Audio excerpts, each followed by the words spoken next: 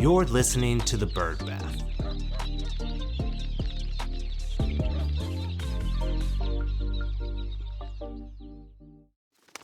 Welcome back to The Bird Bath. Each week we scrape the surface of the news you need to know, so let's get into it and let's wrap up 2024.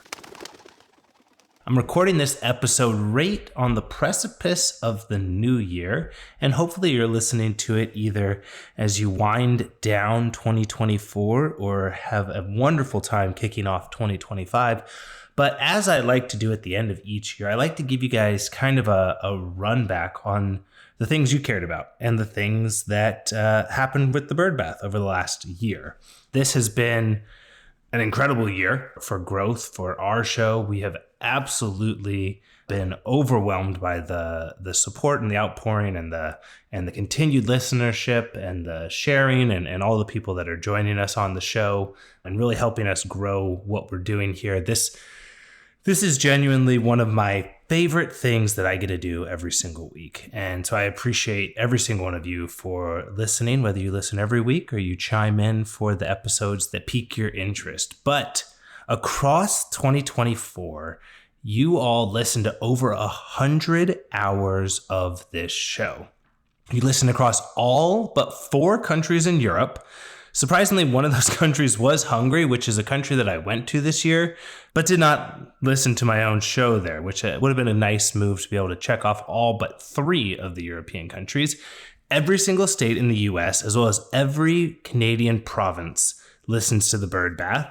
And a huge shout out to our 3rd largest demographic, which is actually New Zealand. We have a huge number of people that listen to the show in New Zealand, and it's about as far away from my home in Dallas as you can get. So really appreciate people from all over the world jumping in and hearing what's going on in the US veterinary market. And I think across 2024, we've expanded it to cover more of the global market and more things that you all are listening to. So again, thank you to everyone that listens.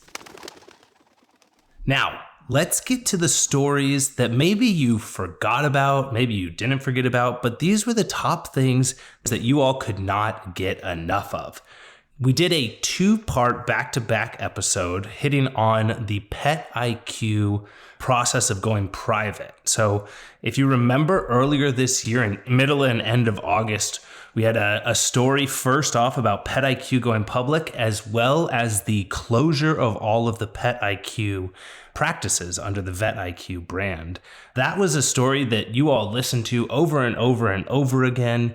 It was some of our highest listened episodes, and it was our fastest listened episode. So always interesting to hear that. We're expecting, I believe, in the second half of 2025 to see that deal finalized and PetIQ to be fully private and complete their sale to their new private equity partners.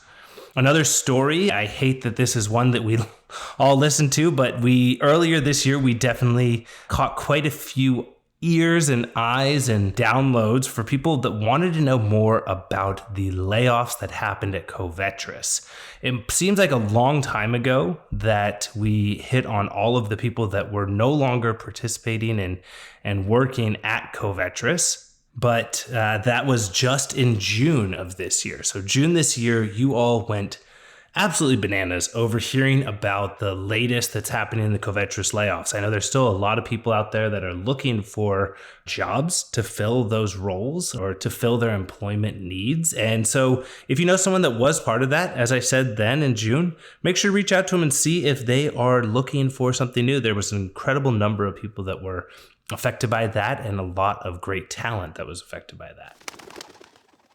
Another big story was kind of a branch or an overarching story, but one particular story in July was when we talked about all of the major PE movements that happened across the veterinary industry. We hit on Lakefield receiving capital investment, CareVet receiving a debt financing, VIP as well as Valley Vet merging together, and quite a few others that acquired each other, bought each other, sold each other, bought more practices, brought in new money. So a lot of things that happened there. And I think just a precursor to what we saw for the rest of 2024 and what we're going to continue to see in 2025. And finally, a story that was a fun one. It was our first exclusive episode, and it was the first one that I was able to sit down with the founders of the company to hear it directly from them as the story broke. And that was our story with Caleb Frankel, the CEO and founder of Instinct. Caleb and I sat down and had the opportunity to do a spur of the moment interview to hit on their acquisition of Vetmedics, which owns Plums as well as Clinician's Brief. That story was all the way back in January, and it's something you might have forgotten about, but I think that in 2025, you'll begin to hear even more about the amazing things that Instinct is doing with the team as well as the products within Vetmedics. Finally, the thing that I found the most interesting, I thought it would be kind of important to maybe throw out the 3 stories or the 3 topics that I felt were most impactful and maybe grew and fizzled or didn't hit the mark as far as what we wanted to. But I think that at the beginning of 2024, January 1st, 2024, was when the telemedicine law went into effect in California. We saw laws passed around EVCPR. We saw the FDA release a letter. We saw AVMA release a letter discussing telemedicine, telehealth, teletriage, all of those things.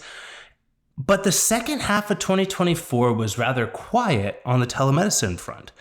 There was quite a bit of growth and there was a lot of conversation around it, but it felt like the year kicked off with a bang, with a lot of people talking about this, but the second half of the year did not deliver on massive growth or adoption in telemedicine. And I think that's because it was surpassed by the conversation of the next thing that I think was very important, which is AI, all the things. Every single topic that we hit on this year could have probably found a way to put those 2 letters, A and I, into the story. Artificial intelligence, the growth of OpenAI, the massive adoption increase of people utilizing AI tools, whether it's in practice or in their home life or for financial analysis or the things that are impacting the way that everyone's doing business. That was what I think really was the landmark of what 2024 brought to us. A lot of people saw it coming from 2023, but I think that AI hit the full scale of the masses in 2024. And in a bit of a story or a social media piece that I did with DVM 360, my guess is that in 2025, we're going to see 65% of all practices utilizing an AI tool in practice. So I think AI or AIing all the things, let's come up with a new term for it. Adding AI to everything is not going anywhere, but I think 2024 is going to be that year we look back on the beginning of the AI age, if we want to call it. That time when we all went from utilizing those AOL discs that we used to use as Frisbees because they'd hand them out at the mall to now using Google Chrome and now using much more sophisticated tools. And now I think we've gone from Googling things to ChatGPTing things or utilizing massive data computer learning abilities to be able to increase what we can do in our day-to-day life. Finally, one story and one thing that I was a little sad to see not come to bear in the year was the non-competes. There was a huge landmark win for the elimination of non-compete agreements, and it was incredible. I personally thought it was wonderful. I thought it was a really cool thing to be able to see, and I was really happy to see that coming across and winning. But as the government shifted, as a lot of tides shifted, there were other laws that came into effect that in many ways stripped the agencies, the FTC, of their ability to be the ones that ruled on the validity of non-competes. And courts ruled that non-competes were still enforceable. So we had this absolute roller coaster for non-competes, and one that I think a lot of people that are even more closely related to it felt. And it was something that I think the story's not over. It's not done yet, but it is something that had some wonderful and incredible steam. It hit this incredible piece, but I worry, or I fear, or whatever word you want to use, imagine that Perhaps the steam that was needed to get that elimination non-competes initially passed, perhaps was all of the steam that was in the tanks for people that were looking to fight those. And the cards are now stacked against the opportunity for the elimination of non-competes for the foreseeable future. 2025 will tell if we see more things happen. We saw a lot of incredible companies step up and actually choose to eliminate non-competes through their groups without there being the law requiring them to do that. And so kudos to everyone that did take that on. But let's keep our eyes out for 2025 to see that. There's some great shows that I participated in recently. I had the chance to be on Dr. Andy Rourke's show, The Cone of Shame. I sat down with Megan Sprinkle. I sat down with Jimmy Darity from Patterson, as well as did some things with DVM 360 to talk about what the crystal ball for 2025 has to say. And there's plenty of things out there, but what I think we all should look for is the continuous growth of technology in our space, the speed at which that's continuing to adopt, as well as the resurgence of capital flooding into the veterinary space. Not to the levels we saw during COVID, but perhaps in a more decided manner. So a very interesting year coming up here. I cannot wait to see what are in the cards for us in this coming year. And I'm so appreciative of every single one of you, or to every single one of you, for listening to the show and being a supporter. And if you're interested in more on these and other stories, you can always join us by subscribing to our Substack. We have a referral program on there. And if you refer people, you win shout outs, you win social media posts, you win networking events, you win bird bath swag, lots of really cool things that we're trying to grow this network to get the show out to even more people. And also, never miss any episodes by subscribing and rating the show. For the Bird Bath, Happy New Year. I'm Ryan Leach. See you next year.